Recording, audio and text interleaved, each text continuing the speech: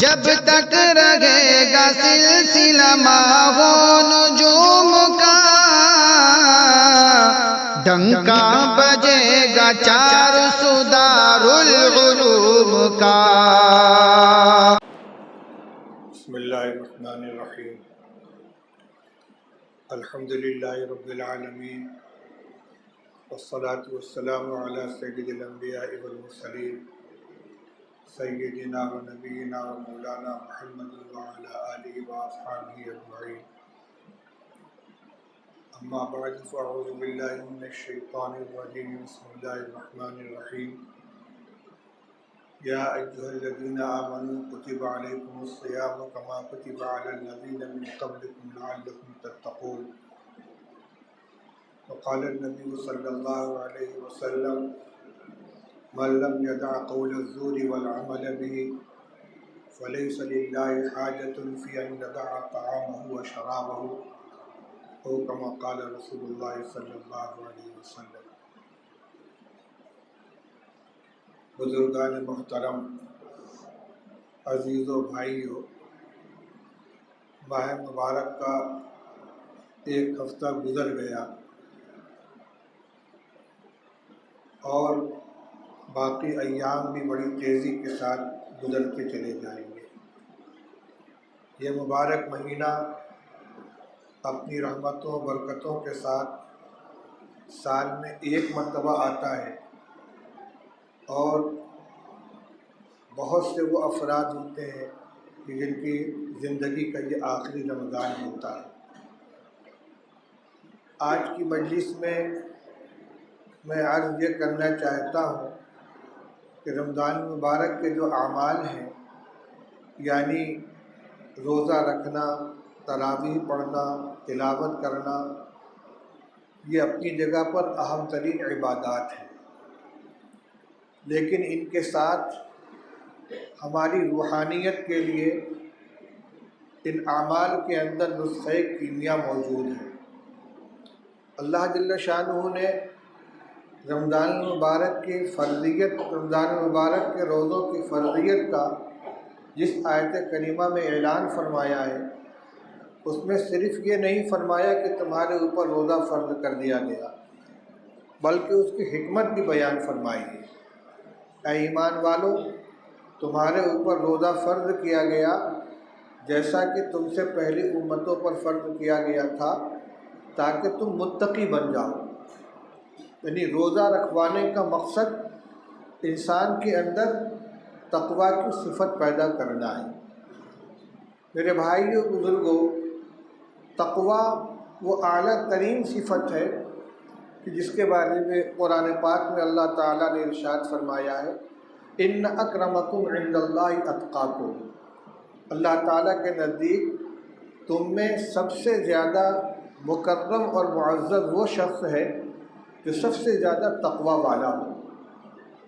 کائنات میں سب سے بزرگ و برتر شخصیت حضرت نبی کریم صلی اللہ تعالیٰ علیہ وسلم کی تھی۔ آپ نے اپنے بارے میں ارشاد فرمایا تھا ایک موقع پر، انی واللہ اتقاکم للہ واخشاکم لہ، میں تم میں اللہ سے سب سے زیادہ ڈرنے والا اور سب سے زیادہ تقویٰ رکھنے والا ہوں۔ روزہ کے ذریعے سے تقویٰ کی صفت کیسے پیدا ہوگی، اس کے لیے ہمیں بھی کچھ کرنا ہوگا۔ صرف روزہ اپنی ذات سے ہمارے اندر تقویٰ پیدا نہیں کر دے گا، بلکہ تقویٰ کے لیے ہمیں کچھ کرنا ہوگا۔ وہ کیا کرنا ہے، اسی پر میں آج روشنی ڈالنا چاہتا ہوں۔ کاش ہمیں اس کی قدر ہو جائے اور ہم اس کو اختیار کرنے کی کوشش کریں۔ پہلے اس کو دیکھ لیجئے کہ قرآن پاک میں اللہ تعالیٰ نے جگہ جگہ ایمان والوں کو مخاطب کر کے حکم دیا ہے کہ اللہ سے ڈرو، اللہ کا تقویٰ اختیار کرو۔ سب سے پہلی جو آیت ہے، الف لام میم ذالک الکتاب لا ریب فیہ ھدی للمتقین، یہ قرآن پاک جو اللہ جل شانہ نے نازل فرمایا ہے، اس میں کوئی شک نہیں ہے، یہ لوگوں کے لیے، متقیوں کے لیے ہدایت ہے۔ معلوم ہوتا ہے کہ تقویٰ ایک مطلوب چیز ہے۔ پھر قرآن میں جگہ جگہ یا ایھا الذین آمنوا اتقوا اللہ آپ تلاوت کرتے ہیں یہ آیت کا ٹکڑا جگہ جگہ آتا ہے. کہیں فرمایا یا ایھا الذین آمنوا اتقوا اللہ ولتنظر نفس ما قدمت لغد واتقوا اللہ. اے ایمان والو اللہ سے ڈرو اور ہر جاندار کو یہ سوچنا چاہیے کہ اس نے کل کے لیے کیا بھیجا ہے. کہیں فرمایا یا ایھا الذین آمنوا اتقوا اللہ حق تقاتہ ولا تموتن الا وانتم مسلمون. اے ایمان والو اللہ سے ڈرتے رہو اور تم میں کوئی نہ مرے مگر اس حال میں کہ وہ ایمان والا ہو. کہیں فرمایا یا ایھا الذین آمنوا اتقوا اللہ وقولوا قولا سدیدا. اے ایمان والو اللہ سے ڈرو اور سیدھی سچی بات بولو. کہیں فرمایا یا ایھا الذین آمنوا اتقوا اللہ وکونوا مع الصادقین. اے ایمان والو اللہ سے ڈرو اور سچوں کا ساتھ اختیار کرو. جہاں بھی اللہ نے حکم دیا ہے تقوی اختیار کرنے کا اس کے ساتھ کوئی عمل بھی بتایا یہ کرو. تقوی کیسے آئے گا؟ ہمیشہ اس پر نظر رکھو کہ کل کے لیے تم نے کیا بھیجا ہے. تقوی کیسے آئے گا؟ اس طرح کہ تم اپنے ایمان کی فکر کرو. تقوی کیسے آئے گا؟ اس طرح کہ زبان سے جو بات نکالو سیدھی سچی بات نکالو. تقوی کیسے آئے گا؟ اس طرح کہ سچوں کا ساتھ اختیار کرو. یہ میں نے 3-4 آیتیں نمونے کے طور پر پیش کی ہیں. آپ تلاوت کریں گے تو جگہ جگہ یا ایھا الذین آمنوا اتقوا اللہ کا حکم موجود ہے. یا ایھا الناس اتقوا ربکم. اے تمام لوگوں اللہ سے ڈرو.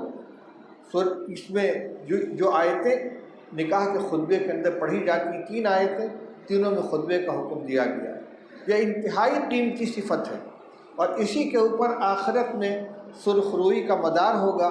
جو جتنا زیادہ تقوی کی دولت لے کر اللہ کے پاس جائے گا اتنا ہی کامیاب ہوگا. اب ہمیں یہ دیکھنا ہے کہ رمضان المبارک کے اندر ہمیں کون سا کام کرنا ہے, کیا تصور پیدا کرنا ہے کہ جس کے ذریعے سے یہ صفت ہمارے اندر آ جائے.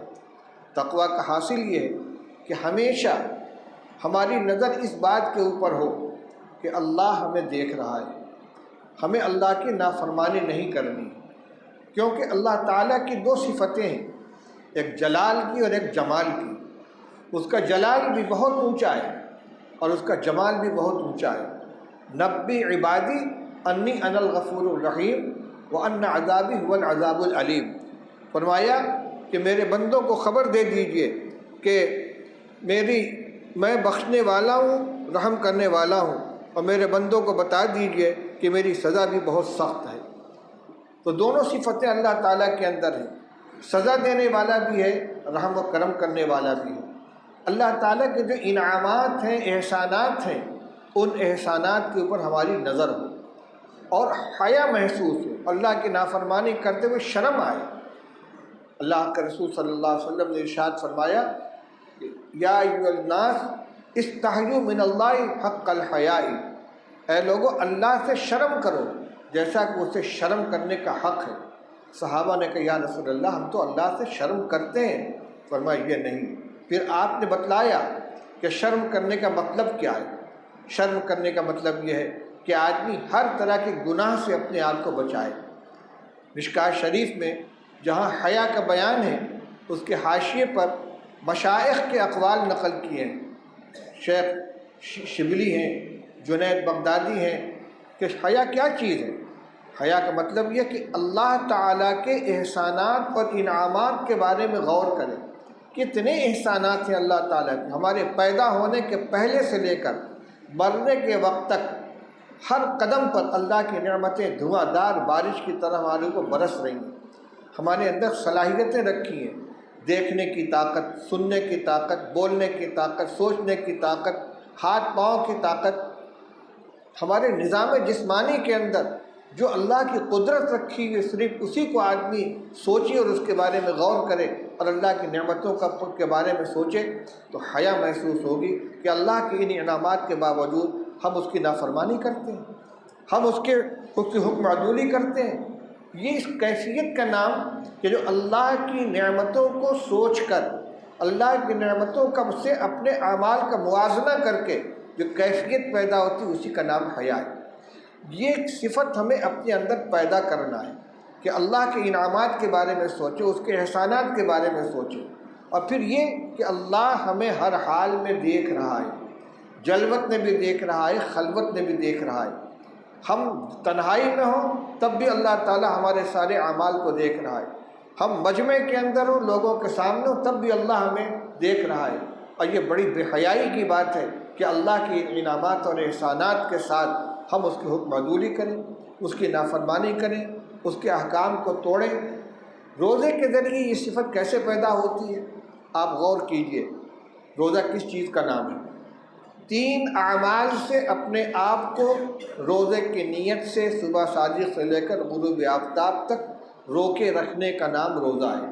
کھانا پینا ہم بستری کرنا، روزے کی نیت سے صبح صادق سے لے کر غروب آفتاب تک اپنے آپ کو اس عمل سے ان تینوں چیزوں سے روک کر رکھنے کا نام روزہ ہے۔ اب یہ جو آدمی روزہ رکھتا ہے، کھانے پینے سے اپنے آپ کو بچا کر رکھتا ہے، اس میں اس کا کوئی فرق نہیں ہوتا کہ مجمع کے اندر ہے یا تنہائی کے اندر ہے، کوئی دیکھ رہا ہے یا نہیں دیکھ رہا ہے۔ روزے کی حالت میں خلوت میں بھی کسی کو خیال نہیں آتا کہ لاؤ چپکے سے کچھ کھا لیں، چپکے سے کچھ پی لیں، کوئی دیکھنے والا نہیں ہے، کیونکہ یہ خیال ہوتا ہے کوئی دیکھ رہا ہو یا نہ دیکھ رہا ہو، اللہ تعالیٰ دیکھ رہے ہیں۔ بس اسی صفت کو اپنے اندر پختہ کرنا ہے۔ جس طرح روزے کے ایام میں ہم اس بات کا اپنے دل میں استحضار رکھتے ہیں کہ کوئی دیکھ رہا ہو یا نہ دیکھ رہا ہو، ہمارے ہر عمل کو اللہ دیکھ رہا ہے، اس کے سامنے ہمیں جواب دہی کرنی ہے، وہ ہمارے اعمال کا حساب و کتاب کرے گا۔ دنیا نہ دیکھ لیکن اللہ دیکھ رہا۔ اللہ کے ڈر سے ہم ان چیزوں سے اپنے آپ کو بچاتے ہیں جن سے ہمارا روزہ ٹوٹ جاتا ہے۔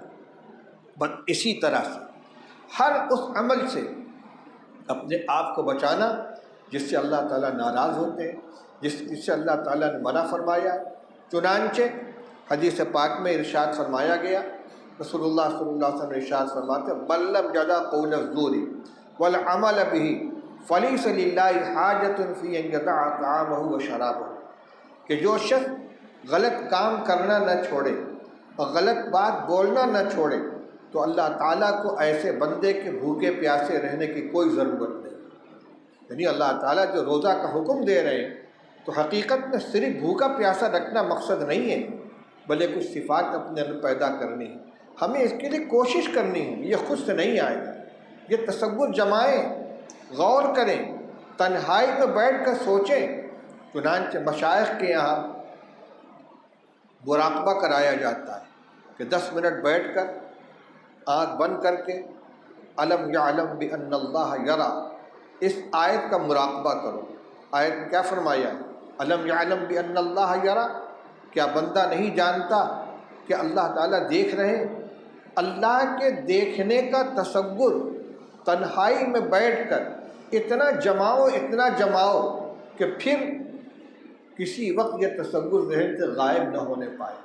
اسی صفت کو پیدا کرنے کے لیے مشائخ کے یہاں مجاہدے کرائے جاتے ہیں، چلہ کشی کرائی جاتی ہے تاکہ یہ تصور جم جائے۔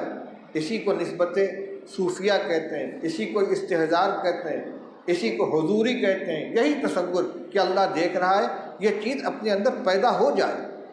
ایک قصہ میں نے پڑھا، حضرت مولانا شاہ وصول اللہ صاحب رحمۃ اللہ علیہ الہ آبادی، ان کی کتاب معارف مصلح الامت ہمارے یہاں دیوبند میں عصر کے بعد مجلس میں پڑھی جاتی ہے۔ اس نے ایک واقعہ نقل کیا تھا کہ ایک خانقاہ کے اندر ایک بزرگ تھے، کچھ لوگ اپنی اصلاح کے لیے ان کی خانقاہ کے اندر مقیم تھے، محنتیں کر رہے تھے، وظائف پڑھ رہے تھے، تہجد پڑھ رہے تھے، ذکر کر رہے تھے۔ وقت گزر رہا تھا، ایک نوجوان آیا اور چند روز ان کی خدمت میں اس نے قیام کیا۔ انہوں نے اس کو اجازت دے دی، بیعت کی اجازت دے دی، خلافت دے دی، فرمایا جاؤ کام کرو۔ اب یہ جو لوگ پہلے سے وہاں مقیم تھے ان کے اندر چہمہ گوئی ہونے لگی، ہم لوگ رگڑے جا رہے ہیں، محنت کرائی جا رہی ہے، اور یہ آیا اور ایک ہفتے میں اس کو اجازت مل گئی۔ اس کی بھنک لگی ان کو، شیخ کو بھی۔ انہوں نے فرمایا اچھا، سب کو بلایا اور ہر ایک کو ایک ایک مرغی دی اور کہا جاؤ ایسی جگہ جا کر اس کو ذبح کرو کہ جہاں کوئی دیکھنے والا نہ ہو، اور ذبح کر کے اس کا گوشت بنا کر لے آؤ۔ سارے لوگ لے کر چلے گئے، کوئی 15 منٹ کے بعد واپس آ گیا، کوئی 10 منٹ کے بعد، کوئی 20 منٹ کے بعد۔ وہ نوجوان نہیں آ رہا ہے۔ کافی دیر کے بعد آیا تو سر سے پیر تک پسینے میں شرابور اور زندہ مرغی اسی طرح ہاتھ میں لیے ہوئے۔ فرمایا کیا ہوا، تم کو کوئی جگہ نہیں ملی؟ کیونکہ حضرت آپ نے کہا تھا ایسی جگہ ذبح کرنا جہاں کوئی دیکھنے والا نہ ہو۔ مجھے ایسی کوئی جگہ نہیں ملی جہاں اللہ دیکھنے والا نہ ہو، اور میں کہیں بھی گیا بہرحال اللہ کی نگاہ کے اندر میں تھا، اس لیے میں شرط پوری نہیں کر سکا۔ شیخ نے فرمایا دیکھ لیا، دیکھ لیا، یہی وہ چیز تھی جس کو میں پیدا کرنا چاہتا ہوں، اس کے اندر اللہ نے وہ صفت پیدا کر دی ہے۔ یہ 1 گھنٹے کے اندر چکر کاٹ کے آ گیا، اور یہی تصور اس کے اوپر حاوی ہے کہ میں کہاں چھپ کر جاؤں گا، 7 کوٹری کے اندر بھی جاؤں گا تو اللہ مجھے دیکھ رہا ہے۔ میرے بھائیوں، رمضان کے روزوں کے ذریعے ہم یہ صفت اپنے اندر پیدا کر سکتے ہیں۔ جیسے ہم تنہائی میں کھانے پینے سے اپنے آپ کو روکتے ہیں، غلط کام کرنے سے اپنے آپ کو روکتے ہیں، اسی طریقے سے ہمیشہ 11 مہینے یہ تصور ہمارے اوپر غالب رہے کہ جس طرح روزے کے دن میں کھانے پینے کو اللہ تعالیٰ دیکھتے ہیں، اگر ہم تنہائی میں کھا لیتے، اسی طرح تنہائی میں کوئی بھی ہم کام کریں گے، اور تنہائی کا ہی مسئلہ نہیں، مجمع میں ہو تنہائی میں ہو، جو بھی کریں گے اللہ تعالیٰ اس کو دیکھ رہا ہے۔ وہ تو ہماری دل کی کیفیت کو بھی جانتا ہے۔ یعلم خائنۃ الاعین وما تخفی الصدور، اللہ تعالیٰ فرماتے ہیں کہ اللہ جانتا ہے نگاہ کی خیانت کو، اور جو چیزیں دل میں چھپی ہوئی ان کو بھی جانتا ہے۔ ہم نظر مار دے کہیں، کنکھی سے دیکھ لیا کسی چیز کو، بد نظری کے شکار ہو گئے، ہم سمجھتے ہیں کسی نے نہیں دیکھا، لیکن اللہ دیکھ رہا ہے۔ صاف صاف فرما دیا یعلم خائنۃ الاعین، تمہاری نگاہ کو، خیانت کو اللہ جانتا ہے۔ وما تخفی الصدور، دل میں تمہارے جو چیزیں چھپی ہوئی ہیں، جو گناہ کی لذتیں ہیں، گناہ کے تصورات ہیں، کینہ ہے، حسد ہے، بغض ہے، کبر ہے، طمع ہے، حرص ہے، یہ غلط جذبات ہیں، یہ سب دل میں چھپی ہوئی چیزیں، کوئی نہیں جانتا اس کو، لیکن اللہ تعالیٰ جانتے ہیں۔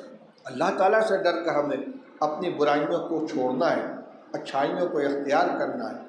کوئی دیکھنے والا ہو تو ہم غلط کام سے اپنے کو بچائیں، اور کوئی جاننے والا نہیں ہے تو آزاد ہو جائیں۔ یا اللہ کا ڈر نہیں ہے تو مخلوق کا ڈر ہوا۔ مخلوق کے ڈر سے گناہ چھوڑنے کا نام تقویٰ نہیں ہے، مخلوق کے ڈر سے گناہ چھوڑنا یہ اللہ سے کا ڈر نہیں ہے، تقویٰ نام ہے اللہ سے ڈرنے کا۔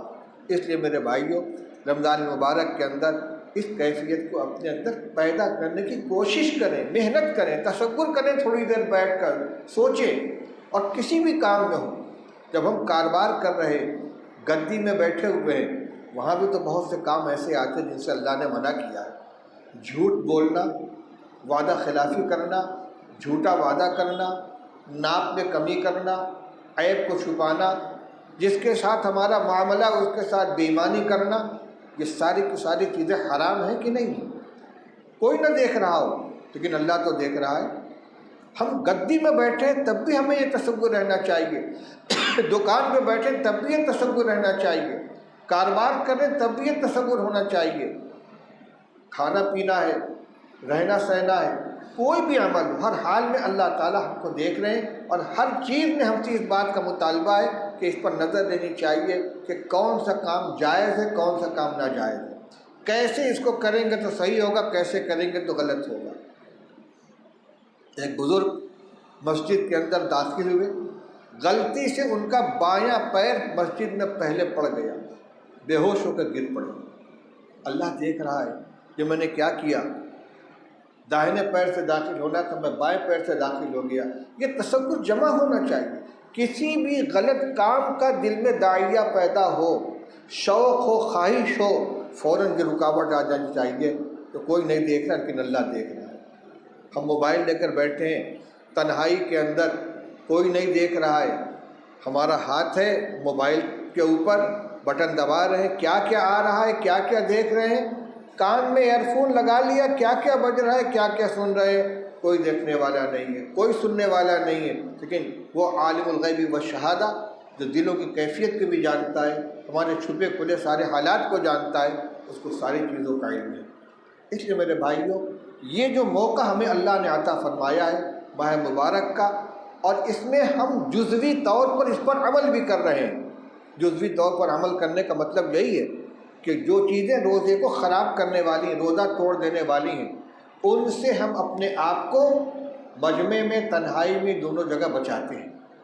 تنہائی میں بچانے کی وجہ اس کے علاوہ کچھ نہیں ہے کہ ہم یہ جانتے ہیں کہ ہمارا روزہ ٹوٹ جائے گا، اور اس ٹوٹنے کو دنیا جانے نہ جانے مگر اللہ تعالیٰ جانتے ہیں، جواب ان کے سامنے جا کر دینا ہے۔ اسی چیز کو ہر وقت اپنے اوپر مسلط کر لیں، پختہ کریں اپنے ذہن میں، اور جب بھی کسی گناہ کا داعیہ دل میں پیدا ہو، خیال آئے، خواہش پیدا ہو، فوراً یہ چیز سامنے آ جانی چاہیے۔ اللہ دیکھ رہا ہے، اللہ دیکھ رہا ہے۔ اللہ تعالیٰ کے لیے غائب، چھپی اور کھلی کے اندر کوئی فرق نہیں ہے۔ وہ 7 کوٹری کے اندر بھی جو کوئی چیز ہوگی اس کو دیکھ لیتا ہے، اس کے جاننے میں کوئی فرق نہیں ہے۔ حضرت یوسف علیہ نبی علیہ السلام کو جب زلیخا نے اپنے نفس کے ساتھ مبتلا کرنے کی کوشش کی تھی، ہر طرف سے دروازے بند تھے، لیکن اس کندھائی کی کوٹری کے اندر یوسف علیہ السلام کے سامنے کیا چیز آئی تھی؟ یہی اللہ کا خوف تھا۔ اللہ تعالیٰ دیکھ رہا ہے۔ انہ ربی احسن مثوایا، میرا رب، میرا پروردگار، اس نے میرے ساتھ بڑا اچھا سلوک کیا ہے۔ اگر اس کی تفسیر اللہ کی طرف زمین لوٹائی جائے، ورنہ ایک تفسیر یہ بھی ہے کہ تمہارا شوہر میرا آقا، اس نے مجھے بڑی عزت دی، میں اس کی عزت پہ ہاتھ نہیں ڈالوں گا۔ تو یہ چیز ہمیشہ ہمارے سامنے رہنی چاہیے۔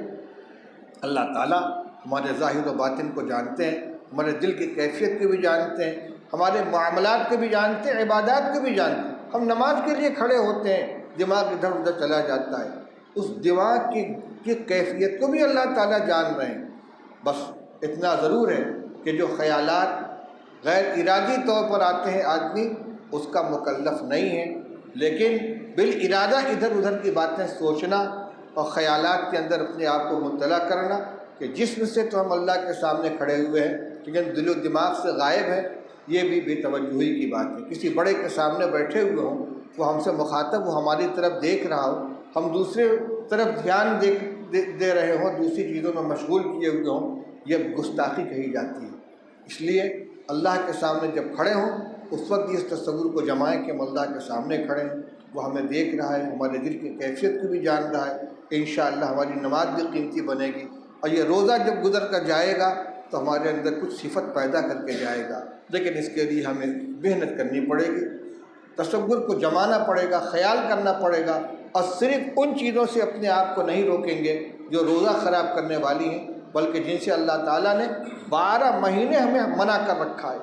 جھوٹ بولنا، غیبت کرنا، چغلی کھانا، بے ایمانی کرنا، نمازیں چھوڑنا، کسی کا حق مارنا، جتنے منہیات ہیں، جتنے گناہ ہیں، ان سے اپنے آپ کو، ان سے ہمیشہ کے لیے اللہ تعالیٰ نے منع فرمایا ہے۔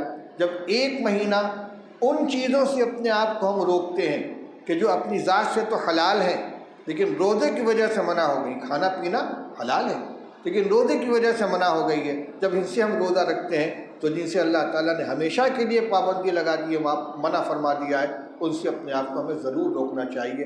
اللہ تعالیٰ ہمیں توفیق عطا فرمائے۔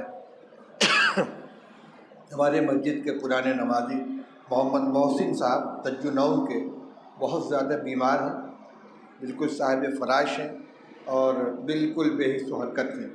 اللہ تعالیٰ سے ان کی حق میں دعا فرمائے، اللہ تعالیٰ خیر کا، فضل کا معاملہ فرمائے۔ انہوں نے دعا کی درخواست کی ہے۔ وآخر دعوانا الحمدللہ رب العالمین۔